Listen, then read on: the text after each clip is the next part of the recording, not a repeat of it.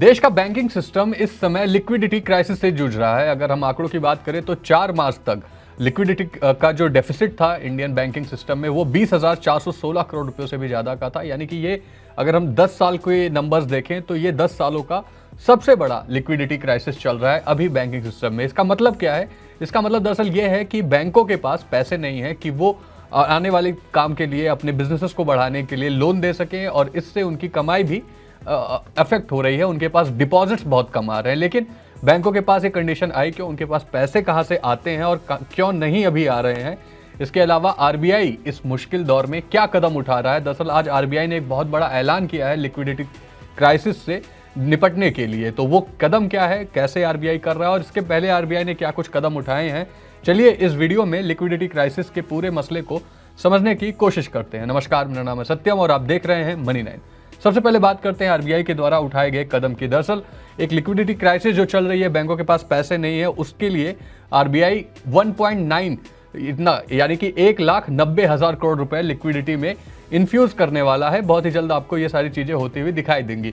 अब उसमें से कैसे 1,90,000 करोड़ रुपए इन्फ्यूज किए जाएंगे, उसका प्रोसेस क्या है, उस पर आते हैं। तो दरअसल 1,00,000 करोड़ रुपए की लिक्विडिटी बैंकिंग सिस्टम में डालेगी पहले आरबीआई। वो 2 किश्तों में ये 1,00,000 करोड़ रुपए पहले डाले जाएंगे, जिसमें 50,000 और 50,000 2 किश्तों में ये 50,000 करोड़ और 50,000 करोड़ के ये नीलामी ये इन्फ्यूज किए जाएंगे पैसे। ये कैसे इन्फ्यूज किए जाएंगे, इसके लिए भारत सरकार की जो सिक्योरिटीज हैं उनकी खरीद नीलामी कराई जाएगी। खरीद नीलामी क्या होती है? ओपन मार्केट ऑक्शन जिसको बोलते हैं, OMO, इसके जरिए खरीद नीलामी कराई जाएगी। और ये कैसे क्या होते हैं? दरअसल आपके पास जो सिक्योरिटीज हैं उसके लिए आप ऑक्शन ऑर्गेनाइज करते हो, जिसमें बैंक्स जो होते हैं वो बोली लगाते हैं और उन्हें वो सिक्योरिटीज दी जाती हैं। एक फिक्स गाइडलाइन होती है, मतलब कि किस डेट में वो सिक्योरिटीज वापस आरबीआई खरीदेगी। तो खरीद नीलामी में आरबीआई सिक्योरिटीज को अपने नीलाम करेगी और बैंक से वो सिक्योरिटीज खरीदेगी, जिसमें आरबीआई पैसे देगा बैंक्स को। तो ये ट्रांजैक्शन होगा, मतलब सिक्योरिटीज की खरीद की जाएगी आरबीआई के जरिए। आरबीआई वो सिक्योरिटीज खरीदती है और एक 50-50 हज़ार करोड़ की सिक्योरिटीज ओपन ऑक्शंस के जरिए होंगी। यानी कि बैंक्स आके अपना ऑक्शन करेंगे सिक्योरिटीज, उनसे आरबीआई वो खरीदेगी, उसके बदले में रुपए देगी। यहाँ से 1,00,000 करोड़ रुपए इन्फ्यूज किए जाएंगे। ये पहला कदम है आरबीआई का, जिसमें पहली खरीद जो है वो 12 मार्च को होगी और दूसरी खरीद 18 मार्च को होगी ओपन मार्केट में। तो इस तरीके से 1,00,000 करोड़ रुपए डालने का प्लान है। इसके अलावा फॉरेक्स एक्सचेंज के जरिए आरबीआई 90,000 करोड़ रुपए और डाल सकती है।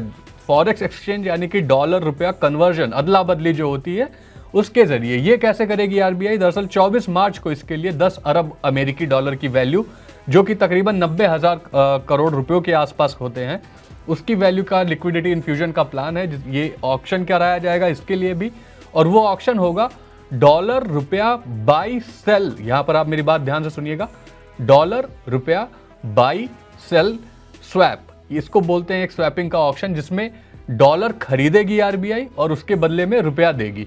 डॉलर रुपया बाई सेल, बाई मतलब डॉलर के सिमिलर में आ रहा है बाई, तो यहाँ पे डॉलर खरीदे जाएंगे आरबीआई के जरिए। ये ऑक्शन कराएगी। इसमें क्या होता है कि एक फिक्स टाइम पीरियड के लिए डॉलर खरीदती है आरबीआई और उन्हें रुपए देती है, जिससे बैंकों के पास रुपए आते हैं, इंडियन करेंसी आती है और लिक्विडिटी का क्राइसिस खत्म होता है। क्योंकि जाहिर सी बात है, वो लोन देंगे तो कैसे देंगे? रुपए में देना पड़ेगा। जो बैंक इंडियन बैंकिंग सिस्टम में काम कर रहे हैं उन्हें 36 महीनों के लिए ये ऑक्शन कराया जाएगा। 2 तरीके के ऑक्शन होते हैं, आपको ये भी बता दें। फॉरेक्स स्वैप में डॉलर रुपया बाई सेल स्वैप, जिसमें बैंकों से आरबीआई जो है वो डॉलर खरीदता है, और इसी का अपोजिट होता है डॉलर रुपया सेल बाई स्वैप। इसमें पहले सेल आएगा फिर बाई।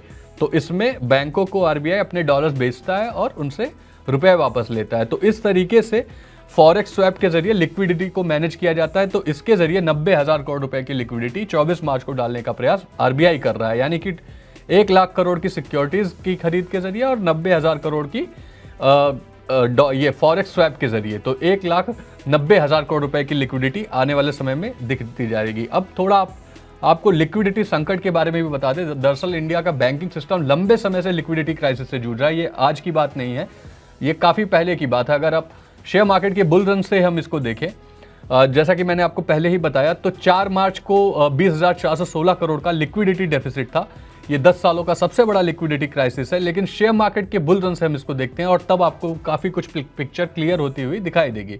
जब से शेयर मार्केट का बुल रन चालू हुआ तो बैंकों में पैसा रखने की बजाय लोग शेयर मार्केट में पैसा डालने लगे। हमने देखा सिप्स में एक बड़ा कंट्रीब्यूशन बढ़ गया, लगभग 26,000 करोड़ की सिप जनवरी महीने में हमें देखने को मिली थी। तो अगर आप जनवरी महीने के सिप्स देखेंगे, मतलब ये पैसे पहले कहाँ जाते थे? बैंकों के पास, उनके कासा अकाउंट में, करंट अकाउंट, सेविंग अकाउंट जिसको हम बोलते हैं। ये बैंक्स की फ्री की इनकम होती है क्योंकि इस पे उन्हें इंटरेस्ट काफ़ी कम देना होता है और इसी पैसे को जब वो लोन पर देते हैं तो वो हैवी इंटरेस्ट चार्ज करते हैं। ऐसे में ये फ्री की इनकम होती है जिससे बैंक्स अपने डिपॉजिट्स को बढ़ाते हैं और अपने बिजनेस को भी बढ़ाते हैं। लेकिन शेयर मार्केट के बुल रन में जब सिप्स बहुत तेज़ी से बढ़ गए, लोगों ने शेयर मार्केट में इन्वेस्ट करना शुरू किया, एफएनओ ट्रेडिंग बहुत ज़्यादा बढ़ गई, तो ये जो बैंक में सेविंग अकाउंट और करंट अकाउंट में पैसे पड़े होते थे वो बाहर निकल के बाजार में आ गए। वहाँ से लिक्विडिटी क्राइसिस शुरू हुआ। लोगों ने एफडी करानी बंद कर दी कि अगर लॉन्ग टर्म में निवेश करना है तो एफडी की जगह हम म्यूचुअल फंड करते हैं ताकि उन्हें अच्छे रिटर्न मिल सके, क्योंकि एफडी में भी बहुत ही कम 6-7-8% का ही रिटर्न मिलता है। तो उसको बीट करने के लिए इन्होंने म्यूचुअल फंड रिटेल निवेशकों ने शुरू कर दिया, जिसकी वजह से बैंकों के पास अब पैसे फिलहाल अभी जाते हुए नहीं दिखाई दे रहे हैं। हालांकि अभी बैंकों के पास बहुत पैसे हैं, लेकिन फिर भी जो पिछले 10 सालों के आंकड़ों के हिसाब से बात करें तो वो काफ़ी कुछ कम हुआ है शेयर मार्केट के बुल रन की वजह से। इसके अलावा महाकुंभ एक बड़ा कारण ये भी बन के आया है, क्योंकि महाकुंभ के दौरान जितने भी दर्शालु थे, श्रद्धालु थे, उन्होंने भी बैंकों से काफ़ी पैसे निकाले और कैश में ट्रांजैक्ट किया, वहाँ पे गए, वहाँ खर्चा किया, बेहिसाब खर्च हुआ, जिसकी वजह से जमा का अनुपात जो है वो निकासी के मुकाबले काफ़ी कम रहा। यानी लोगों ने पैसा जमा नहीं किया, निकाला ज़्यादा, और वहाँ पे जहाँ ये पैसे खर्च किए गए वो अभी भी लोगों के घरों में ही पड़े हुए हैं। आम लोग जो वहाँ पे जैसे कि वेंडर्स थे, बोट सप्लायर्स थे या बोट की सर्विस देने वाले थे, उन्होंने वो पैसे भी बैंक्स में नहीं डाले, जिसकी वजह से भी एक क्राइसिस अभी देखने को मिल रहा है। हालांकि ये हो सकता है थोड़े टाइम में दूर हो जाए। तो ये लिक्विडिटी का क्राइसिस था पूरा, जिसकी वजह से हमें काफ़ी कुछ प्रॉब्लम्स देखने को मिल रही हैं बैंकिंग सिस्टम में। इसका असर हमें बैंकिंग स्टॉक्स पर भी देखने को मिल रहा है। लेकिन अब ये चलिए जान लेते हैं कि आरबीआई क्या कुछ कर रहा है इसके लिए। तो जैसा कि अभी मैंने पहले भी आपको बताया कि रिसेंट में 1,90,000 करोड़ रुपए के लिक्विडिटी इन्फ्यूजन का कदम उठा रहा है आरबीआई, ये ऐलान हो चुका है। लेकिन इसके अलावा, इसके पहले से भी अगर हम देखें तो आरबीआई कई प्रयास कर चुका है। 6 दिसंबर को सीआरआर जो कैश रिजर्व रेशियो है उसमें भी 50 बेसिस पॉइंट का कट किया था। 4.5% से घटाकर सीआरआर को 4% कर दिया गया था, जिसकी वजह से भी काफ़ी कुछ बैंकों के पास पैसे आए थे। 28 फरवरी को एक फॉरेक्स स्वैप वहाँ भी किया गया, 10 अरब डॉलर की नीलामी की गई थी। 3 साल की अवधि के लिए आरबीआई ने ये नीलामी कराई थी, जिसमें जो प्रोसेस है वही इस्तेमाल हुआ था, डॉलर रुपया बाई सेल स्वैप ऑक्शन। इसमें भी डॉलर खरीदे गए थे, जिसके जरिए आरबीआई ने लिक्विडिटी इन्फ्यूजन का काम किया था। इस जो 28 फरवरी को नीलामी कराई थी उसकी वैल्यू 10 अरब डॉलर थी, जिसके लिए 244 बोलियां मिली थी, और 10.06 अरब डॉलर की राशि को, इतने अमाउंट को मंजूरी मिली थी आरबीआई की तरफ से। इसका सेटलमेंट 4 और 6 मार्च को होना है, जिसके आज इसका सेटलमेंट होगा। यानी कि बैंक के पास आज से काफ़ी ज़्यादा पैसे आने वाले हैं जो 28 फरवरी के ऑक्शन में आरबीआई ने इन्फ्यूज़ किए थे।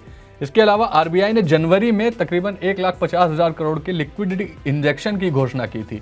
विभिन्न डिफरेंट इंस्ट्रूमेंट के जरिए आरबीआई ने बोला था कि जिसमें 5 अरब डॉलर का फॉरेक्स स्वैप भी था, और अलग अलग तरीकों से 1.5 लाख करोड़ के लिक्विडिटी इन्फ्यूजन की बात आरबीआई ने कही थी। तो आरबीआई कई सारे कदम उठा रहा है, लगातार कई ऐसे स्टेप्स उठाए जा रहे हैं जिससे बैंकिंग सिस्टम में लिक्विडिटी आ सके। कैश की जो प्रॉब्लम है, जो कैश की जो एक्सेस नहीं हो पा रहा है, डिपॉजिट्स जो नहीं आ रहे हैं बैंकों के पास, उसके जरिए बैंक्स को पैसे मिले। इसके अलावा हमने बैंक्स को भी देखा कि बैंक्स भी फंड रेज कर रहे हैं डिफरेंट तरीकों से। तो ये सारी चीज़ें हैं जो बैंकिंग सिस्टम की प्रॉब्लम को अभी दूर करने के लिए उठाई जा रही हैं, जो कि इंपॉर्टेंट भी हैं। अब देखना ये होगा कि आरबीआई के ये प्रयास कितने सफल होते हैं और क्या बैंकों के पास अब पैसा आता है या नहीं। आपका इस पूरे मसले पर, लिक्विडिटी की इस प्रॉब्लम पर और आरबीआई के द्वारा उठाए गए कदमों पर क्या व्यू है, क्या कहना है, हमें कमेंट में ज़रूर बताएं। व ऐसे ही वीडियोस के लिए देखते रहिए Money9।